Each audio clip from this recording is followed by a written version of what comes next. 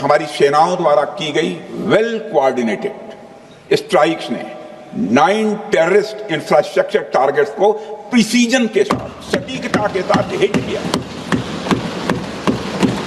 और इस सैन्य कार्रवाई में एक अनुमान के अनुसार 100 से अधिक आतंकवादी, मैं बहुत संभल कर बोल रहा हूं अध्यक्ष महोदय, हमारी फिगर गलत ना होने पाए, फिगर इससे बहुत अधिक है, 100 से अधिक आतंकवादी, उनके ट्रेनर, उनके प्रशिक्षक, उनके हैंडलर, लश्कर-ए-तोयबा और हिजबुल मुजाहिदीन जैसे आतंकवादी संगठनों से संबंधित थे।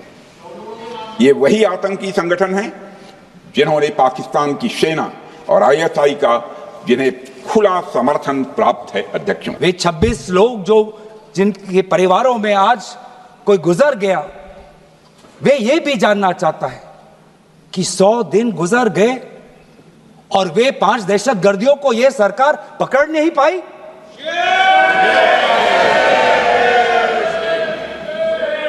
देश के वो लोग ये भी जानना चाहते हैं कि ये जो 5 दहशतगर्दे थे, दहशतगर्दी जो आए टेररिस्ट, निश्चय इनको किसी ने पनाह दी, निश्चय इनको किसी ने जानकारी दी, निश्चय ये पूरा जो 1 घंटा का जो उन्होंने गोला बारूदी की, उसके बाद ये फरार हो गए, उनको फरार होने में भी किसी ने उनकी मदद की। और आज भी ये 100 दिन हो गए और सरकार के पास कोई जवाब नहीं। आज आपके पास ड्रोन है, आपके पास पेगासस है, आपके पास सैटेलाइट है, वहां पे CRPF है, वहां पे BSF है, वहां पे CISF है, वहां पे आदरणीय गृह मंत्री कुछ दिन पहले ही गए थे पूरा रिव्यू लेने के लिए, और आप किसी को पकड़ नहीं पाए। ये कैसा बंदोबस्त? आपने कहा कि आर्टिकल 370 के चले जाने के बाद जम्मू कश्मीर सेफ है, जम्मू कश्मीर में आइए, लोग आए, लोगों ने अपने आप को सुरक्षित महसूस किया, लेकिन बेसारन में देखा कि कितने वो निहत्थे थे, कितने वो असहाय थे कि लगभग 1 घंटा लगा एक एम्बुलेंस उनके पास पहुंचने के लिए। पुलिस पर अगर आर्मी भी आई तो चल के आई। और सर, मैं वो नजारा भूल नहीं सकता, एक मां और एक बेटी चल के नीचे आ रही थी, एक भारत के सिपाही को देखा और सिपाही को देखकर वो रो पड़े, खुशी से नहीं, डर से, क्योंकि उनको लगा कि वे दहशतगर्द जिन्होंने सिपाहियों का यूनिफॉर्म पहनकर वहां पर लोगों को मारा, आज वही दहशतगर्द आज पहाड़ के नीचे उनका इंतजार कर। उस भारत के सिपाही को कहना पड़ा कि मैं भारतीय हूं, तुम डरो मत, मैं भारतीय हूं, तुम सेफ हो, सुरक्षित हो। ऐसा दहशत उन्होंने महसूस किया। इस दहशत के ऊपर, इस डर के ऊपर आदरणीय राजनाथ सिंह एक शब्द तो कहते, आप एक शब्द तो कहते, ये आपकी भी जिम्मेवारी है राजनाथ जी, ये आपकी भी जिम्मेवारी है, रक्षा मंत्रालय का भी जिम्मेवारी है। बार बार हम ये देख रहे हैं सर कि आदरणीय गृह मंत्री जाते हैं, कहते हैं कि बहुत अच्छा बंदोबस्त हो गया है, टेररिज्म के हमने उनकी रीढ़ की हड्डी तोड़ दी, तब भी उरी होता है, तब भी बालाकोट, तब भी पुलवामा होता है, तब भी पहलगाम होता है। अंत में जाके जिम्मेवारी कौन लेता है? जम्मू कश्मीर के लेफ्टिनेंट गवर्नर नहीं। अगर जिम्मेवारी किसको लेनी पड़ेगी तो आदरणीय गृह मंत्री आपको लेनी पड़ेगी, नैतिक जिम्मेवारी आपको लेनी पड़ेगी। आप लेफ्टिनेंट गवर्नर के पीछे नहीं छुप सकते, आप लेफ्टिनेंट गवर्नर के पीछे ये केंद्र सरकार नहीं छुप सकती, क्योंकि गृह मंत्री खुद वहां पे थे कुछ ही हफ्ते पहले, खुद उन्होंने सिक्योरिटी का रिव्यू लिया कि आपके पास जानकारी नहीं थी। पाकिस्तान हमारे किसी भी टारगेट को हिट नहीं कर पाया अध्यक्ष महोदय, और हमारे किसी भी इंपॉर्टेंट एसेट को नुकसान नहीं हुआ है। कभी कभी हमारे प्रतिपक्ष के लोग ये पूछते रहे हैं कि हमारे कितने विमान गिरे। मुझे लगता है उनका यह प्रश्न हमारी राष्ट्रीय जनभावनाओं का सही से प्रतिनिधित्व नहीं कर रहा है। मुझे लगता है उन्होंने एक बार भी हमसे यह नहीं पूछा कि हमारी सेनाओं ने दुश्मन के कितने विमान मार गिराए।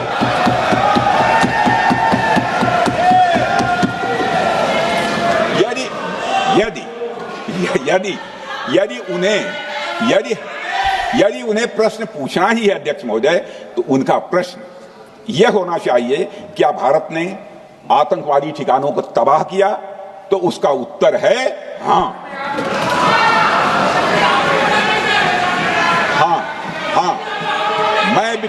मैं विपक्ष के सम्मानित साथियों से कहना चाहता हूं कि आपको प्रश्न पूछना है तो यह प्रश्न पूछिए, क्या ऑपरेशन सिंदूर सफल रहा? तो उसका उत्तर है हाँ। कुछ बातों का उजागर किया, कुछ किताबों का भी उजागर किया। ये एक नई प्रक्रिया है सर। हर चर्चा में आदरणीय भाजपा के नेता एक किताब उठा लेते हैं, जानकारी दे रहे थे। हमें नहीं सर, ब्लूमबर्ग को क्या जानकारी दिया, मैं पूरा पढ़ लेता हूं without editing. What is important, क्या जरूरी, हिंदी में अनुवाद करने की कोशिश भी करता हूं, मत करो। क्या ये जरूरी नहीं कि जेट गिरे, पर क्यों गिरे, क्या गलतियां हुई, वो महत्वपूर्ण है।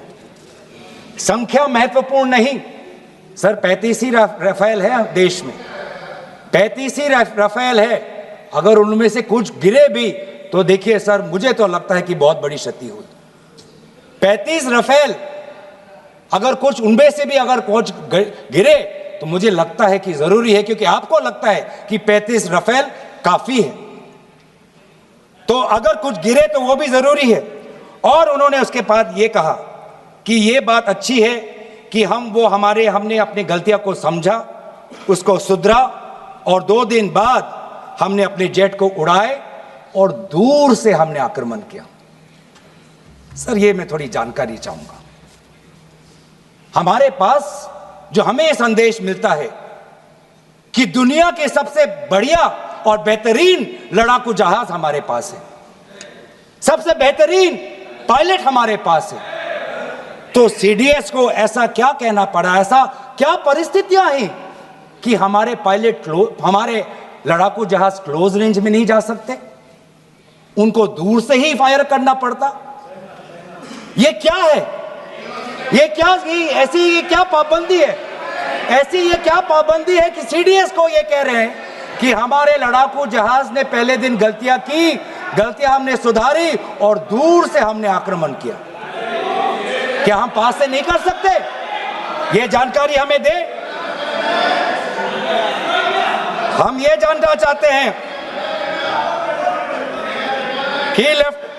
कि lieutenant general Rahul R Singh ने सदन के अंदर नहीं, सांसदों को नहीं, राजनीतिक दलों के फ्लोर लीडर्स को नहीं, फिक्की में जाके कहा। क्या कहा? उसका भी मैं हिंदी में अनुवाद करता हूं कि पाकिस्तान तो सिर्फ फ्रंट पे था और पाकिस्तान के पीछे चाइना उनके पूरी तरीके से समर्थन कर रहा है। ऐसी कोई आश्चर्य की बात नहीं होनी चाहिए, क्योंकि पिछले 5 वर्षों में लगभग 80% मिलिट्री हार्डवेयर पाकिस्तान को सब पूरा चाइना से मिल रहा है। तो सर, मैं आज पूछना चाहूंगा आदरणीय राजनाथ सिंह जी से, जो सरकार चीन को लाल आंख दिखाने की बात करती है, एक बार भी आपने चीन का उजागर अपने भाषण में क्यों नहीं किया? आर्मी कर रही है, आर्मी के कह रही है, आर्मी कहती है कि आज कि सिर्फ चीन और पाकिस्तान का ये 2 फ्रंट नहीं, अब 3 फ्रंट का भी हो सकता है, कन्वर्जेंस हो सकता है चीन, पाकिस्तान और बांग्लादेश को लेकर। लेकिन मैं सरकार को याद दिलाना चाहूंगा कि ये जो 2 फ्रंट की जो बात थी, इस बात की शुरुआत किसने की थी? इस बात की चेतावनी किसने दी थी? इस बात की चेतावनी इसी सदन में हमारे दल के नेता राहुल गांधी जी ने दी थी। और यही हम जानना चाहते हैं, कि आज जो युद्ध हुआ, इसमें पाकिस्तान को चीन से कितना समर्थन मिल रहा है, हम सेना से नहीं, आज हम आदरणीय राजनाथ सिंह जी से और प्रधानमंत्री मोदी जी से जानना चाहते हैं।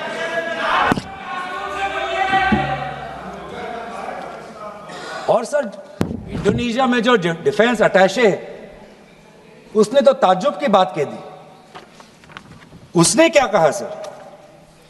India defence attache group captain Shiv Kumar ने हिंदी में दोबारा अनुवाद करता हूं कि भारत ने लड़ाकू जहाज खोए तो खोए इसलिए क्योंकि कुछ मिलिट्री टारगेट्स पर आक्रमण करने पर पाबंदी थी। क्यों? क्या पाबंदी थी? ऐसे क्या ये राजनीतिक कंस्ट्रेंट्स थे? आपने कहा कि 9 टारगेट पे हमने आक्रमण किया, लेकिन हमें यह भी सूत्रों से जानकारी और मीडिया में आया है और लेफ्टिनेंट जनरल राहुल सिंह ने खुद कहा कि पहले 21 टारगेट्स चुने गए थे और 21 से फिर 9 हुए। क्यों हुए? क्यों हुए? आज राष्ट्रपति ट्रंप खुद कहते हैं कि 5-6 जेट गिरे हैं। एक एक जेट करोड़ करोड़ अरब अरब रुपयों का है, मिलियंस एंड मिलियंस का है। इसलिए हम जानना चाहते हैं, आज हमें स्पष्ट रूप से आदरणीय राजनाथ सिंह जी बताएं, देश पर विश्वास करें, देश में वो साहस है सच्चाई सुनने की। आज आप बताएं कितने लड़ाकू जहाज गिरे? हमारे में वो साहस है क्योंकि ये सूचना, ये सच्चाई सिर्फ देश के नागरिकों के लिए नहीं, ये सूचना, ये सच्चाई हमें देश के जवानों को भी देना है। आज उनसे भी झूठ कहा जा रहा है, उनके बीच में भी भ्रम फैलाया जा रहा है। भारत ने कार्रवाई इसलिए रोकी क्योंकि कॉन्फ्लिक्ट के पहले और उसके दौरान जो भी पॉलिटिकल और मिलिट्री ऑब्जेक्टिव्स तय किए गए थे उसे हम पूरी तरह से हासिल कर चुके थे।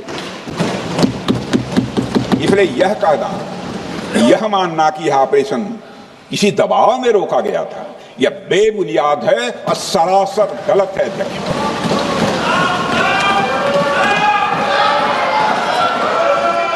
आज मैं ये जानना चाहता हूं कि पिछले 20 वर्ष में सबसे घातक आक्रमण हमारे महिलाओं पर हुआ, हमारे बच्चों पर हुआ, भारत के आत्मा पर हुई। हमने सब ने वो दहशत को अनुभव किया, हम सब एकजुट हुए, हमने पूरी तरीके से समर्थन प्रधानमंत्री मोदी जी को दी कि अब जाइए। और ऐसा एक माहौल बन चुका था कि देश किसी भी कीमत चुकाने के लिए तैयार था।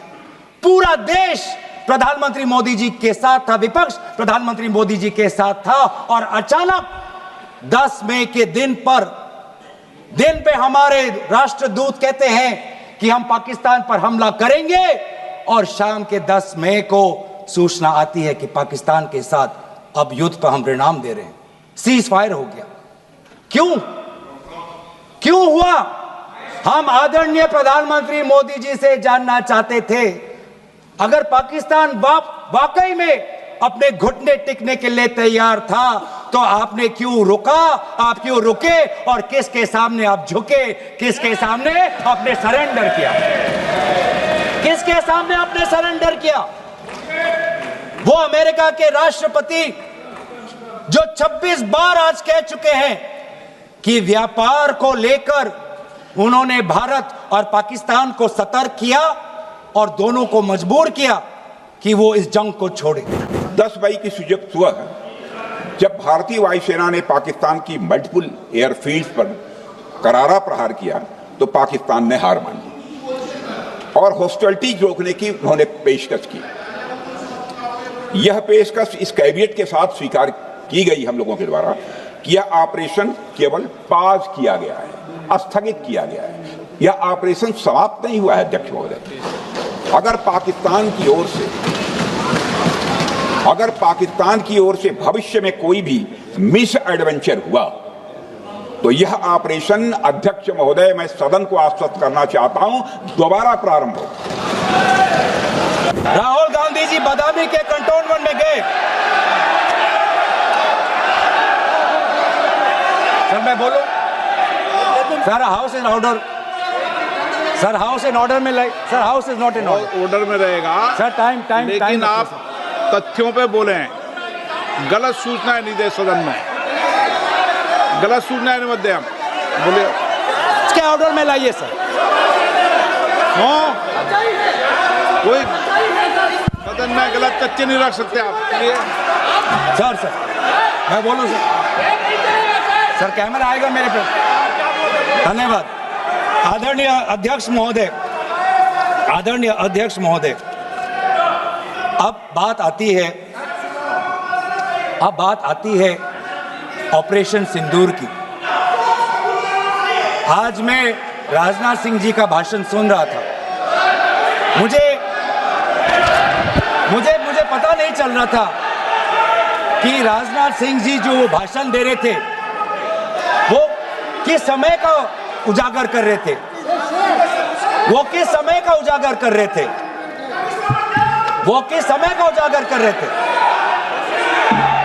क्या वो 2016 के बाद क्या उन्होंने ये नहीं कहा कि हम घुस के मारेंगे और पाकिस्तान को आज वो उनका जो भी टेररिस्ट इंफ्रास्ट्रक्चर है उसको खत्म कर देंगे? वही बातें तब की, वही बातें पुलवामा की बात की कि पुलवामा के बाद आज हमारे लड़ाकू जहाज अब गए हैं, अब पाकिस्तान अब कभी भी भारत पर उंगली नहीं दिखा सकता। और उसके बाद आज दोबारा वही बातें कर रहे हैं, कि हम घुस के मारे, हमने ये किया, फलाना किया। और ये अब भी कह रहे हैं कि ऑपरेशन सिंदूर कंप्लीट नहीं हुआ, अधूरा है, क्योंकि कल को जाके दोबारा पाकिस्तान कर सकता है। ये खुद कह रहे हैं